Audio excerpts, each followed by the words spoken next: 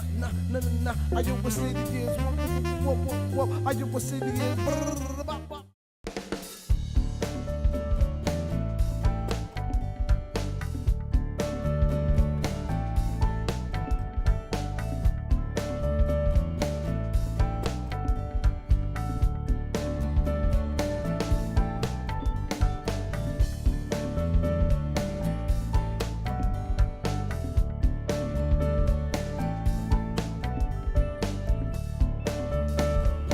Hello and welcome to Iowa City in Focus. On today's show, we'll tempt you with some delicious Italian food. We'll learn more about city recycling efforts, and we've got another mystery place guessing game for you.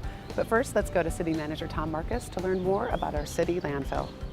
Thanks, Katie. We're here at the Johnson County, Iowa City Senior Center in the library, and we're meeting with Dave Elias, who's the superintendent of the landfill operation here at Iowa City, which serves not just the city of Iowa City, but the other cities in the county and Johnson County as well. Why don't you talk about your job a little bit first in managing the landfill, Dave? Well, we as you mentioned, serve the whole county, all of the towns and the unincorporated area, plus the towns of Kelowna and Riverside. So we take in approximately 400 tons of garbage 6 days a week and have to place it into the landfill. The landfill is a more complicated place than what meets the eye. Most people see it just as a big muddy hole in the earth, but actually it has 4 layers of protection under it, 2 layers on top when it's finished, and 3 piping systems in place to give us environmental protection. So it's a complicated facility, also very expensive. And the primary purpose, the main reason we have landfills, is public health, to keep our community safe from the vectors that can be transmitted around solid waste, garbage. Mm-hmm. But the other big reason is we want our communities to look nice, to be clean and beautiful, and so that's the main function of a landfill. What measures are in place to protect the water, to protect the air, to reduce the amount of smell that occurs? What part of the operation takes care of those types of things? The very bottom layer of the landfill is a groundwater monitoring system. Mm-hmm. So there are pipes, there are drainage layers below any of the liners so that we can monitor on a regular basis, on a monthly basis, what may or may not be coming out of the landfill. And then when something is detected, then we have actions that we have to take. So that monitoring system is the first line of defense for groundwater. And there, I think now we have probably nearly 100 groundwater monitoring wells in the area. Next, we have the next level of piping up is leachate. That's what's the liquid that comes out of the bottom of the actual landfill from the moisture that comes in by rain or snow, or even what might come in with the waste. And that gets transported through pipelines to the wastewater treatment plant. We also manage and analyze all of those materials as well. And then at the very top layer of the landfill, we have air monitoring that's required. We have a piping system that vacuums gases out of the working area. Then we have monitoring requirements for that, testing plus measuring, and that is the component that can be odorous, that can escape and float down across the ground into the neighborhoods. Mm-hmm. And so to control that, we use dirt on top of that garbage in order to try to hold those gases into the part of the landfill that can be vacuumed out. About the capacity of our landfill, is there enough capacity there, and are we talking about acquisitions and possibly expanding the facility? Well, our policy is to try to keep 25 years ahead on capacity. So right now what is in existence and in operation gives us about, we're probably 8 to 10 years left of where we are. About 3 years ago, we acquired some additional property, and right now we're in the process of building an additional cell that will give us another 12 to 15 years of capacity. So that will put us, by the end of the year at our projected 25-year capacity to keep things moving. But we also, because it's so complicated and it takes so long to get designed, engineered, and constructed, we're always looking at the next phase, what we need to do next in order to not only manage the waste coming in, but the gases and the groundwater issues below. So we're again looking at another piece of ground that we might want to acquire in order to keep our long-range plan active. Okay, and so what about the vehicles that come in and deliver? Are there rules and regs for, what they can actually dump in the landfill? And how about going right to the resident? I mean, what kind of cautions would you express to the residents to make sure that things aren't getting in the landfill that could be harmful to the environment? Well, the number one rule that DNR passes on to us regarding just the long-term environmental safety of what we do out there is to include no liquids in your garbage. So if you have at home a small bottle of insecticide or shampoo, whatever it is, it's preferable to use that all up and not include liquids in the waste going out to the landfill. That goes for the large loads too, the commercial haulers that bring in tons at a time. Right. Their waste also could come from a location that has liquids, and so the regulations require us not to allow liquids in. We get plenty of liquids by rain and snow and everything else, and as things break down, it generates that. But liquids is the main thing that we want to control in general. The next level of protection would be the stuff that we actually do throw away. We want to avoid hazardous materials. Our landfill is not permitted for hazardous waste. So we have a hazardous waste collection facility attached to the landfill for household hazardous waste, because technically household hazardous waste is exempt and it could go into the landfill, but our community has been very supportive and generally uses the household hazardous waste collection facility so that stuff doesn't end up at the bottom of the landfill. Okay. So those are really important components. All right. And so household hazardous waste is just one of the other services that are provided at the landfill, and it's an important one. What other things are occurring out at the landfill to serve our community? We also collect yard waste as a separate material, and that gets composted. That includes all of the fall leaves, all of the grass clippings, all of the shrubs and trees that are trimmed on a monthly basis. So we compost all of that. It's an aerobic process, and then make that compost available to the public. And this time of the year, we can't keep enough of it. The public has been very supportive, and we have a high demand for our compost. Another thing we do is accept tires as a separate waste material. That's also banned from the landfill, and so we have a recycler for that. Electronic waste, which includes TVs and computers, that is set aside and taken to a recycler for handling that. Waste oil, and then it is handled separately, plus all of the regular recyclables can be dropped off. Cans, bottles, plastic, newsprint, paper is all also handled at the landfill. Okay, well, it sounds like an interesting business, and it's constantly changing out there for you as our concerns about the environment expand. So we appreciate your efforts on our behalf, and thank you for coming in today to explain the landfill operation. Thank Thanks. you. You're welcome. Tune into our August show for 2 more great interviews. Tom will be talking with Terry Robinson, the Superintendent of Parks and Forestry, about tree planting and maintenance. Tom will also be chatting with the Superintendent of the Cemetery about Oakland Cemetery regulations, activities, and visits. City Manager Tom Markus's interviews are a great way to help you get to know our city staff, what they are working on your behalf, and the services that they provide. Also on our August show, learn about the bookmark sculptures scattered around Iowa City. And now for some news you can use.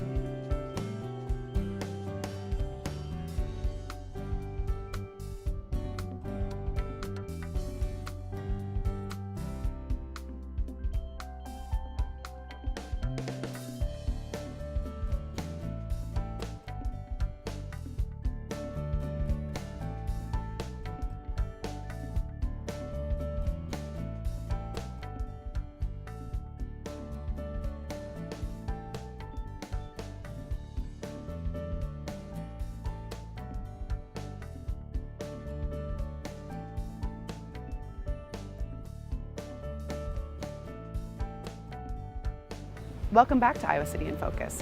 Now it's time to take a guess as to this month's mystery place. Watch this short video full of clues and stay tuned to find out if you guessed correctly.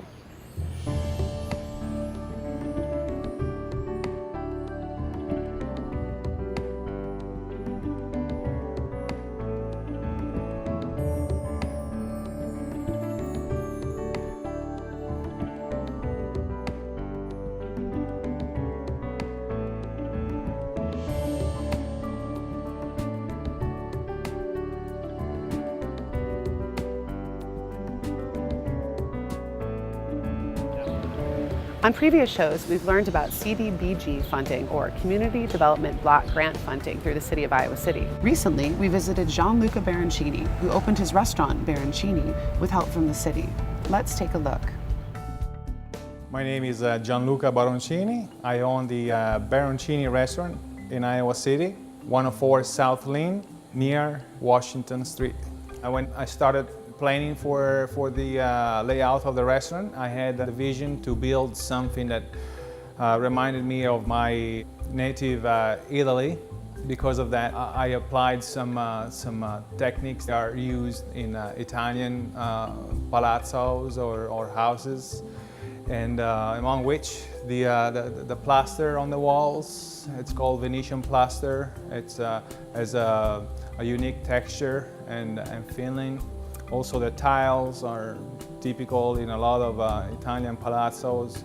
Also, the restaurant itself, the philosophy of the menu, it's typical Italian that reflects the Italian courses for a meal, starting with the antipasti, which is the appetizer, and then we have pasta, and the pastas are homemade. We have a pasta machine from Italy that makes all different kinds of shapes, from macaroni to fettuccine to angel hair, and we make the pasta fresh daily. And then in the menu we have the secondi, which are the second courses that follow the pasta, and they include meat or fish. We'll combine those with Italian sauces, with tomato-based sauces or veal reduction sauces, and fresh herb sauces. And then we have the contorni, which are the sides. All our plates come with sides, but in case somebody would like some extra sides or try something different, we have that. And then we have the desserts, the dolci. Dolci are typical. Our best dessert typical is the tiramisu. I've been thinking about opening this restaurant in your city for a long time. Actually, for the last 10 years, I was thinking about opening the restaurant, and just now the opportunity came up, and I was able to find the right location, and I did it.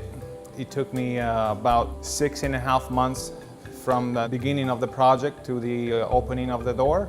Iowa City was a choice because, first of all, my wife works here at the university. So that was our first reason to move to Iowa City. I was used to bigger cities like Washington, D.C., or Philadelphia, or even my native Verona.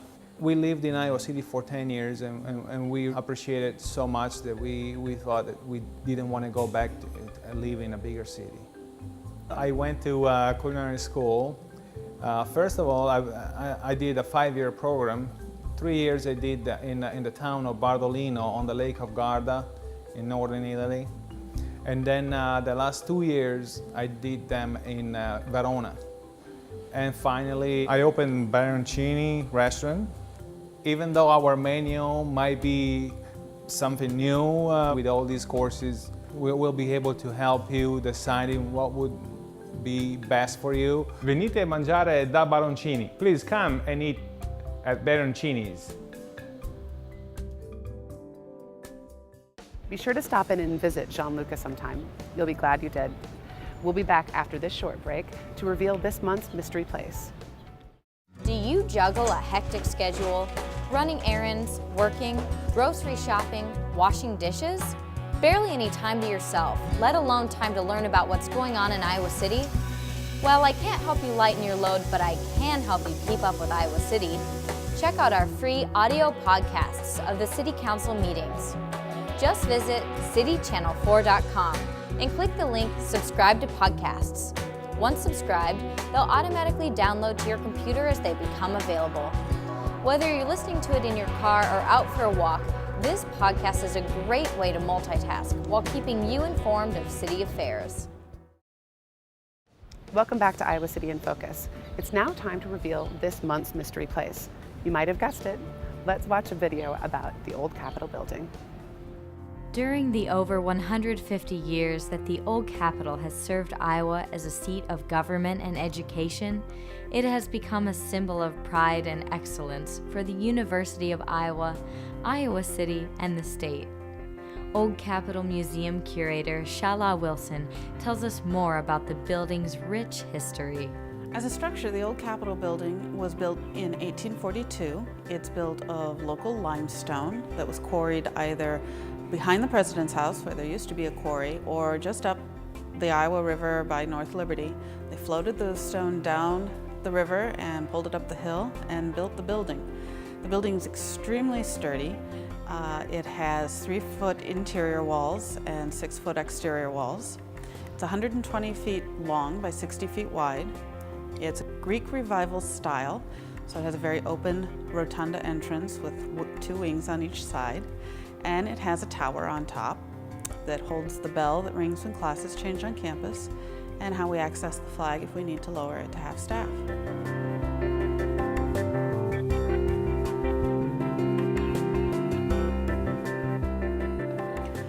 One of the most unique features in the building is our reverse spiral staircase.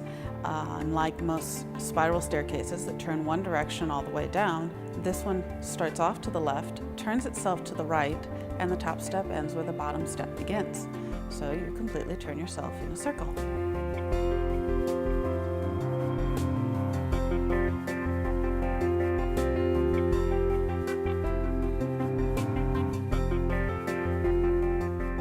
When the building first opened for use in 1842, the government moved in, and in 1846 it became the first state capitol and lasted until 1857 when the capital moved to Des Moines. At that time, the University of Iowa took over the building and turned it into a building to fit its needs. Many different departments were in this building, including the College of Law, College of Education, and then all the administrative offices were in this building up until 1969, when it was decided to restore the building to become a museum. During all of that time, there were many different lectures and concerts that took place upstairs in the 2 chambers. And after we reopened in 1976 as a museum, we continued that tradition. We have concerts, lectures, graduation ceremonies that take place upstairs in the Senate chamber. We also now have an exhibit space where we have rotating exhibits on the lower level of the building. You can visit the Old Capitol Museum Tuesday through Friday from 10 a.m. to 3 p.m., Thursday through Saturday from 10 a.m. to 5 p.m., and Sunday from 1 to 5 p.m. Before we go, let's return to City Manager Tom Markus to learn more about city recycling efforts. Thanks, Katie. We're here on the mezzanine level of the Iowa City, Johnson County Senior Center, and we're standing in front of a beautiful painting by the name of the Warm Front, and it's done by Norval Tucker. And this is just one of many paintings here in the Senior Center that you can come and enjoy. Today I have Jen Jordan with me, and she's our recycling coordinator. Jen, why don't you talk a little bit about your role as the recycling coordinator here in Iowa City? Sure. Well, the role of the recycling coordinator changes on a daily basis. I work with about 10 or 12 different programs around the community. Most of them are focused at the landfill, including our hazardous waste program, our drop-off sites that we have around the community, compost. I work a little bit with the curbside program, the curbside recycling, our appliances, tires, pretty much anything that you can recycle in Iowa City, I have a little bit of involvement with on some level, including with the Salvage Barn and the Restore, which are partners that we work very closely with in the community with the Eastside Recycling Center, so I'm kind of the liaison for those as well. So why is recycling important to us, not just here in Iowa City, but across the country? Why should we recycle? Well, recycling is certainly not a new concept. It kind of ebbs and flows based on the economy in some ways. If you think back to what our grandparents did, and it's really more about not so much as saving resources, so much as not wasting the resources that we have and utilizing those in the most efficient and economical way. So recycling is important not only for that, to save resources and to not waste them, but also just because we pay a lot of money to build landfills in this country, which is great because it's expensive because we're dealing with materials properly from an environmental perspective. But the fewer materials we can put into those landfills, the less landfills we have to make. So it's really about saving landfill space as well. Okay.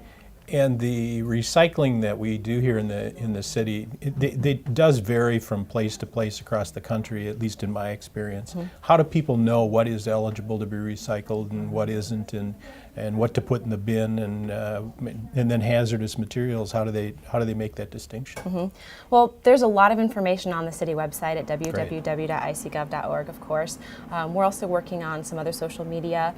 We talk to a lot of student groups. We talk to a lot of adult groups. My most recent favorite is a Girl Scout troop that we had out a while back to the landfill and did a tour. And we literally talk to people about what can go into your bin, what shouldn't go into the landfill at all, the different programs that we have, and where different things can go so they don't have to go into the landfill. Okay. There's a couple new initiatives that the city is undertaking right now. Maybe you could talk about that in terms of recycling. The newest one right now that we're working on is a pretty major change to the curbside program.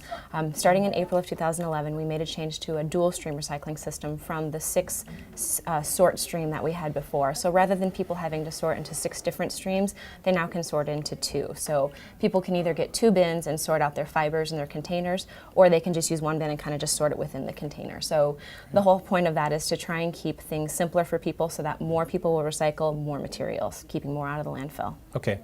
I haven't experienced it yet, but I understand August 1st is kind of a critical day in this particular university town in terms of people signing their leases and getting the rental agreements for their upcoming year all in place, which means that those that are finishing their leases are vacating their apartments and moving some of their possessions. And we have some programs that deal with that. Why don't you talk about that a little bit? Sure, and Rummage the Ramp is what you're referring to, and it's actually one of my favorite programs to work on all year. It's a great city community group partnership. The whole point of it is to keep stuff off the curb and to encourage residents to deal with their materials properly instead of just leaving them on the curb or just dumping them. We already have a great secondhand system in town if you think about all the secondhand stores in the community and ways for people to reuse things. But there really was a need to kind of heighten those efforts the last week in July when everyone's moving, because that's the time when it's hot, it's sticky, no one wants to deal with their stuff, they just want to get out and go downtown and have a nice cold beverage. So what the city has done over the past 5 years is basically held a giant garage sale in the Chauncey Swan parking ramp. And the first year that we had the event, we diverted about 10 to 15 tons from the landfill. The city website numbers are a little bit different from that, but in reality it's probably more like 10 to 15 tons. And we made about $4,000. We worked with 10 local environmental groups and they all split that profit.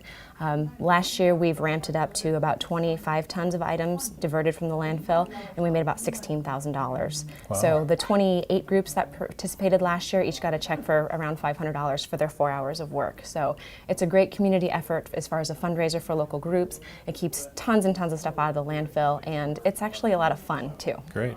So this is the 3rd year that this is the 5th year. The 5th year that we're going to be doing this. So it keeps material out of the landfill, it avoids tipping fees for the charge for that, and it puts these materials back to a better use. Exactly. And generates money for some nonprofits in the community. It's a great end product. So, anything else you'd like to comment on about the recycling program?